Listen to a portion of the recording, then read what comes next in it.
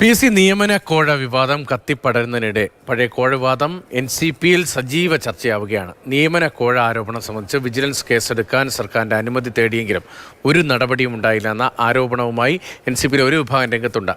PC ചാക്കോയ്ക്കെതിരായ പരാതിയിൽ Kuttanad MLA Thomas K തോമസിന്റെ മൊഴി രേഖപ്പെടുത്താൻ ക്രൈംബ്രാഞ്ച് തയ്യാറാകണമെന്ന് NCP അജിത് പവാർ വിഭാഗം സംസ്ഥാന പ്രസിഡന്റ് NA മുഹമ്മദ് കുട്ടി ആവശ്യപ്പെട്ടു. അന്നത്തെ ഇതിൻ്റെ തെളിവായിട്ടുള്ള സംഭാഷണങ്ങളുടെ മുഴുവൻ രേഖയും അന്ന് ക്രൈംബ്രാഞ്ചിന് കൈമാറി. മുഖ്യമന്ത്രിക്കും അതിൻ്റെ കോപ്പി ഞാൻ ആ ഓഡിയോ ക്ലിപ്പിംഗ് ഞാൻ കൊടുത്തിരുന്നു. DGP കൊടുത്ത അത് ട്രാൻസ്ഫർ ചെയ്ത് ക്രൈംബ്രാഞ്ചിന് കൊടുത്തപ്പോൾ ക്രൈംബ്രാഞ്ച് വന്നിട്ട് മൊഴിയെടുത്തപ്പോൾ കൃത്യമായി ഞാൻ പറഞ്ഞിരുന്നു, തോമസ് കെ തോമസും ഞാനും അടക്കം ഇരുന്നു കൊണ്ടാണ് ഇതിലെ ഉൾപ്പെട്ട ആൾ നടന്ന ചർച്ചയിലെ വിവരങ്ങൾ കൃത്യമായിട്ട് കൊടുത്തിട്ടുള്ളത്.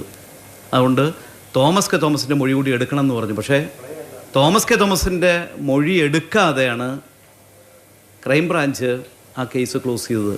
ഇതുവരെ വന്നിട്ടില്ല.